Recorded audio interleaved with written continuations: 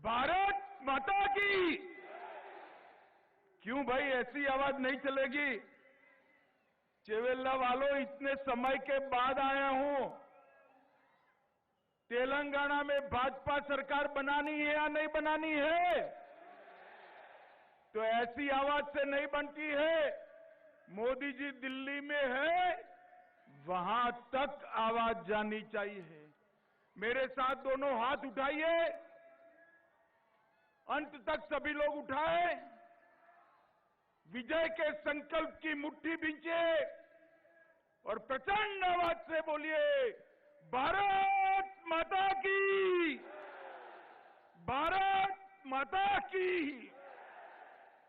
मंच पर उपस्थित हमारे जुझारू प्रदेश अध्यक्ष श्रीमान बंडी संजय कुमार जी, मेरे मित्र और केंद्रीय मंत्री श्रीमान किशन रेड्डी जी,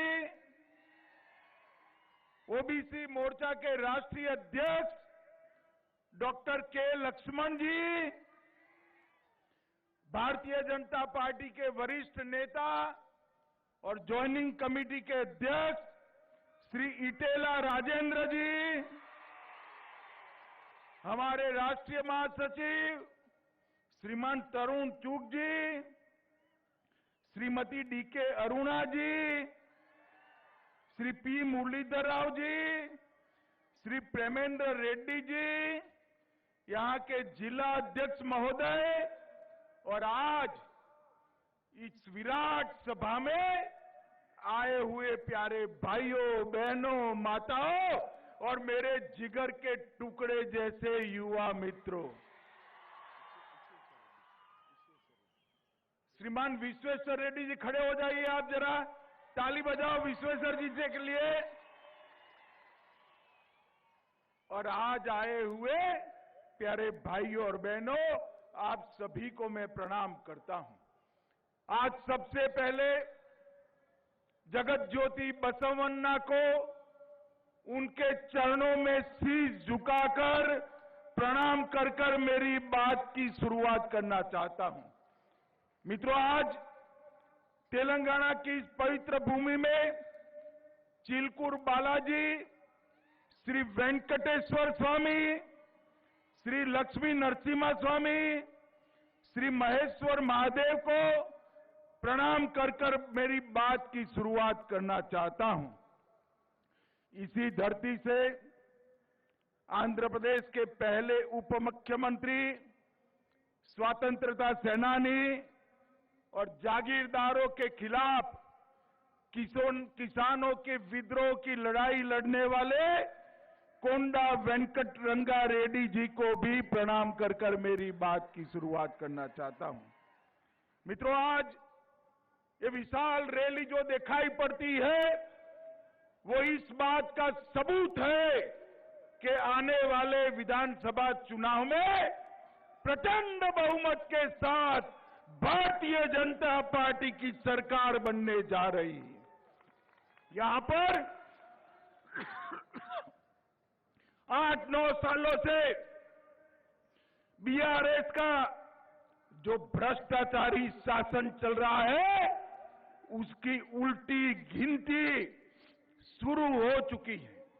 बीआरएस और केसीआर, इनके विरोध में ये जन आक्रोश पूरी दुनिया देख रही है। मित्रों, तेलंगाना के ही पद्म भूषण बड़े गुलाम अली खान जी की भी आज पुण्यतिथि है। मैं इनको भी प्रणाम कर कर मेरी बात की शुरुआत करता हूं।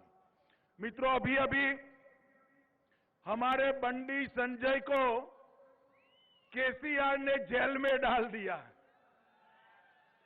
उनको लगता है कि भाजपा कार्यकर्ता जेल में जाने से डरते हैं। केसीआर, कान खोलकर सुन लो, यहां एक एक कार्यकर्ता आपके अत्याचार और जुर्म सहने से डरता नहीं है। हमारी लड़ाई तब तक समाप्त नहीं होगी जब तक आपको गद्दी से नीचे नहीं उतार देते हैं। मुझे बताओ तेलंगाना वालों, बंडी संजय कुमार की अरेस्ट से आप सहमत हो क्या? जोर से बोलो, सहमत हो क्या? मैं आज पूछना चाहता हूं केसीआर को, क्या गुनाह था बंडी संजय कुमार का? एक ही गुनाह था कि उन्होंने पेपर लीकेज के खिलाफ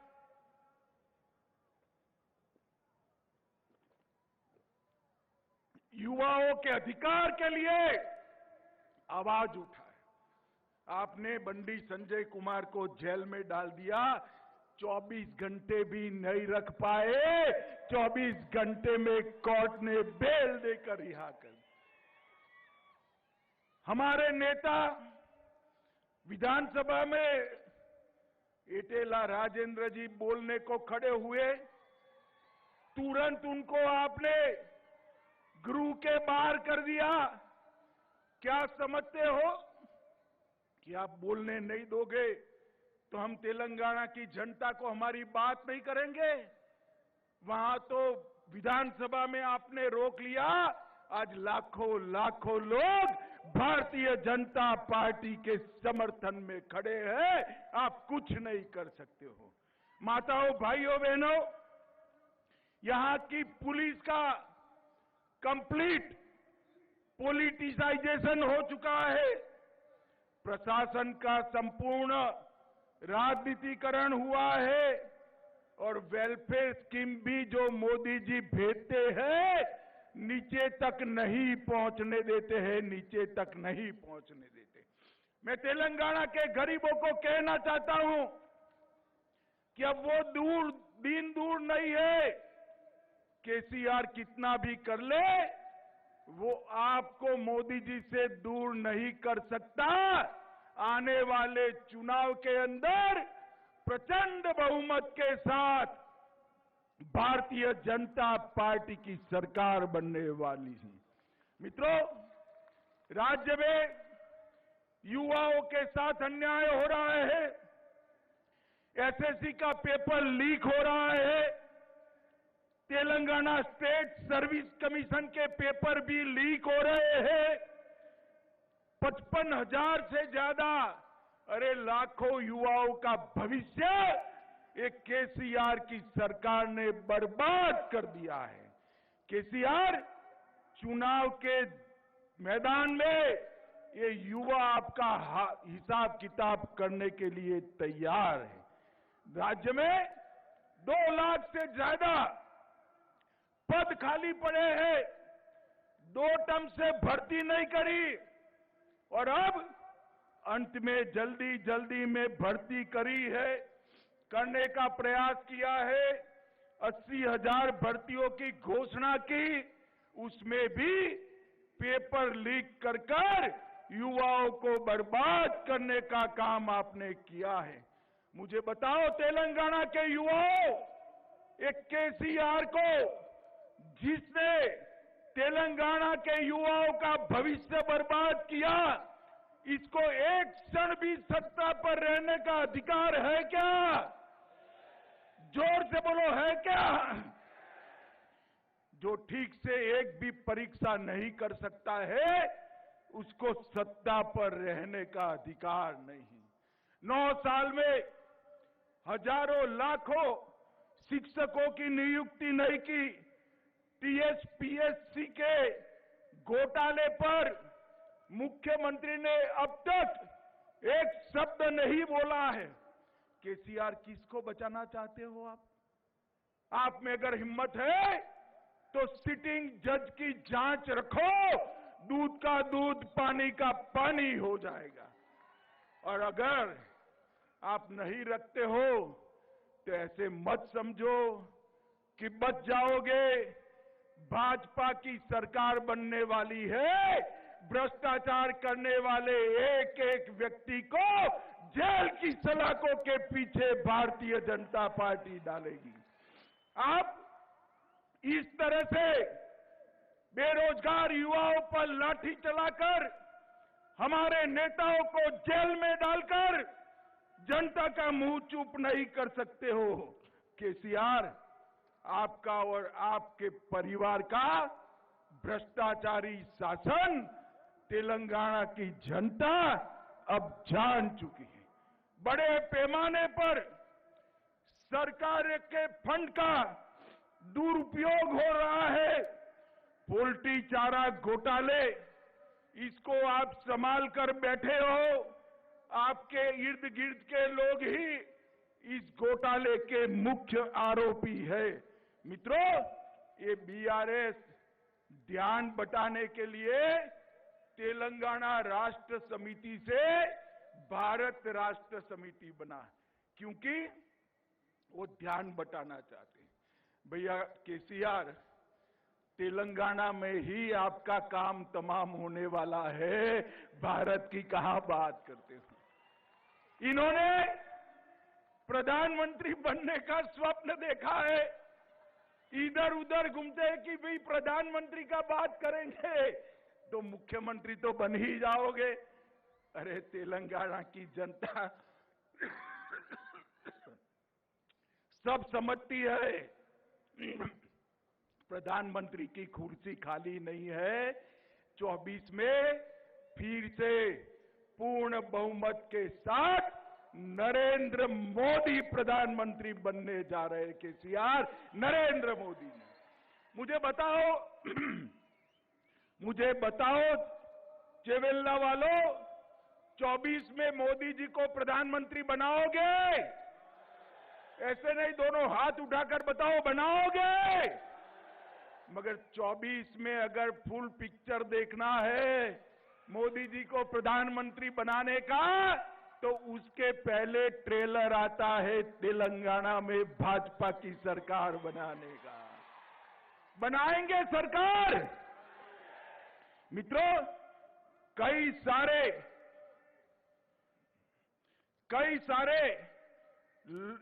प्रोजेक्टों में भ्रष्टाचार की गंगा बहाई है।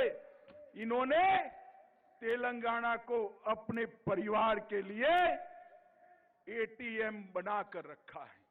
मगर अब तेलंगाना की जनता जागरूक हो गई है और मैं तेलंगाना की जनता को कहने चाहता हूं, निर्लज्जता के साथ, कोई शर्म के बगैर ओवैसी के एजेंडे पर एक केसीआर चलते हैं।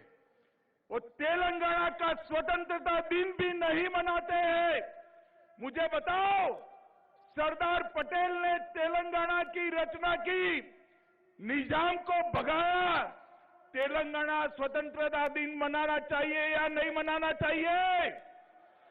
जोर से बोलिए, मनाना चाहिए या नहीं मनाना चाहिए? मैं आपको वादा करते जाता हूं, मोदी जी के नेतृत्व में भारतीय जनता पार्टी की सरकार बनाइए।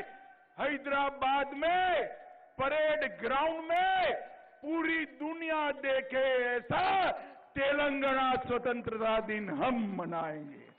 हम नहीं डरते हैं मजलिस से। मजलिस आपके लिए मजबूरी है, भारतीय जनता पार्टी के लिए नहीं। तेलंगाना सरकार तेलंगाना के लोगों के लिए चलेगी, ओवैसी के लिए नहीं चलेगी। मित्रों, 2 बेडरूम हॉल किचन की स्कीम में भी माइनॉरिटी का रिजर्वेशन किया, संविधान विरोधी मुस्लिम रिजर्वेशन शिक्षा में किया और कई सारी बातें की। मैं यहां कहकर जाता हूं, भारतीय जनता पार्टी की सरकार बनेगी तो एक गैर संवैधानिक मुस्लिम रिजर्वेशन को हम समाप्त कर देंगे। ये अधिकार तेलंगाना के एससी, एसटी और ओबीसी का है, वो अधिकार उनको मिलेगा और मुस्लिम रिजर्वेशन को हम समाप्त कर देंगे। मित्रों, बीआरएस का चुनाव चिन्ह क्या है भाई, बताओ तो जरा, क्या है? कार है, कार। ये कार का स्टीयरिंग किसके पास है? किसके पास है? किसके पास है? अब स्टीयरिंग मजलिस के पास है, तो कार की दिशा अच्छी हो सकती है क्या? हो सकती है क्या? अरे कमल को वोट दीजिए भैया, कमल को वोट दीजिए। कमल पर बैठकर महालक्ष्मी वैभव लक्ष्मी तेलंगाना में उतरेगी। ये कार का स्टीयरिंग, ये कार का स्टीयरिंग मजलिस के पास है, ओवैसी के पास है। वो तेलंगाना का भला नहीं कर सकती। ये नक्शा भी बनाते हैं भारत का, तो उस पर कश्मीर आधा दौड़ते, आधा कश्मीर बताकर आपने भारत का अपमान किया है। मजलिस को खुश करने के लिए इसका तेलंगाना की जनता आपसे जवाब मांगेगी। मित्रों, मोदी जी ने तेलंगाना के लिए ढेर सारा काम किया है। 8 साल में हाईवे की लेंथ 2 गुनी कर दी है। लगभग 1 लाख करोड़ रुपया तेलंगाना के हाईवे के लिए खर्च किया है। हमने यहां पर रैली के ठीक बगल में हैदराबाद बीजापुर हाईवे के लिए पैसा दिया था, मगर तेलंगाना ने, केसीआर ने भूमि अधिग्रहण नहीं करा। वो 5 साल लेट हो गए और जो केवल की जनता को जो फायदा मिलने वाला था वो नहीं मिला है। मित्रों, भारतीय जनता पार्टी की सरकार, मैं कांग्रेस वालों से और केसीआर से पूछना चाहता हूं कि जब हमारी सरकार बनी, केंद्र में मोदी जी आए, उसके पहले के बजट में तेलंगाना को क्या मिलता था? Tax revolution, grant in aid और फाइनेंस कमीशन की ग्रांट तीनों मिलकर तेलंगाना को 30,000 करोड़ रुपया सिर्फ मिलता था। कितना मिलता था? सिर्फ 30,000 करोड़। और 22-23 में मोदी जी ने 30,000 करोड़ से बढ़ाकर 1,20,000 करोड़ रुपया तेलंगाना को दिया है। मगर ये पैसा आपके क्षेत्र में आता है क्या? आता है भाई? दिखाई पड़ता है? कहां जाता है? कहां जाता है? आप समझ रहे हो, ये भ्रष्टाचार की भेंट चल गया है। एक बार भारतीय जनता पार्टी की सरकार बना दो, मोदी जी 1 रुपया भेजेंगे, तेलंगाना सरकार 25 पैसा ऐड कर 1 रुपया 25 पैसा तेलंगाना की जनता के पास भेजेगी। तेलंगाना की जनता के पास भेजेगी। 3 सालों में कैपिटल इन्वेस्टमेंट स्कीम के तहत, ग्रामीण इंफ्रास्ट्रक्चर के तहत नाबार्ड द्वारा 16,000 करोड़ रुपया दिया है। रेलवे के तहत 31,000 करोड़ रुपया नए प्रोजेक्ट के लिए हमने दिया है। रामगुंडम फर्टिलाइजर प्लांट 6200 करोड़ रुपए की लागत से हमने बनाया है। Hyderabad multi modal transport system का विस्तार शंकरपल्ली से आगे बढ़ते हुए विकासाबाद तक करने का काम ये भारतीय जनता पार्टी की सरकार करी है। बोलारम, मेडचल और फलकनुमा उम्दानगर के बीच एमएमटीएस के दूसरे चरण का शुभारंभ हो चुका है। 13 नई एमएमटीएस सेवाओं का शुभारंभ हुआ है और अभी अभी मोदी जी ने जोर से तालियां बजाना कॉटन के किसानों के लिए तेलंगाना में मेगा टेक्सटाइल पार्क देने का काम हमारे नेता नरेंद्र मोदी जी ने किया है। माताओं, भाइयों, बहनों, मुझे आने में थोड़ी देर हुई, मैं फिर से आऊंगा, इनके वादों का हिसाब मांगूंगा। जितने भी वादे किए इन्होंने पूरे नहीं किए। और सबसे बड़ी बात, एक कोई सरकार तेलंगाना में ऐसी नहीं चल सकती जिसका स्टीयरिंग ओवैसी के पास है, मजलिस के पास है। हम यहां पर एक ऐसी सरकार बनाएंगे जो देश के विकास को, तेलंगाना के विकास को, आपके विकास को समर्पित हो। और मित्रों, मैं एक बार फिर से कहना चाहता हूं केसीआर को कि आप हमारे कार्यकर्ताओं को जेल में डालोगे, पुलिस से लाठियां पिटवाओगे, मगर भारतीय जनता पार्टी का कार्यकर्ता डरने वाला नहीं है। केसीआर, हम तो पैदा ही विरोध पक्ष में हुए हैं, हम आपसे नहीं डरते हैं। ये जुर्म करना बंद करो, जितना समय बचा है उतना समय जनता का भला करो। ये पेपर लीक की जांच हाई कोर्ट के सिटिंग जज से कराइए और युवाओं के अधिकार को सुरक्षित करिए, वरना हम आने के बाद जब जांच कराएंगे, जिन्होंने भी युवाओं के भविष्य के साथ खिलवाड़ किया है, चुन चुन कर उनको जेल की सलाखों के पीछे डालने का काम ये भारतीय जनता पार्टी करेगी। मुझे बताओ चिवेल्ला वालों, भारतीय जनता पार्टी की सरकार बनानी है क्या? जोर से बोलो, बनानी है? पूर्ण बहुमत की भाजपा सरकार बनाओगे?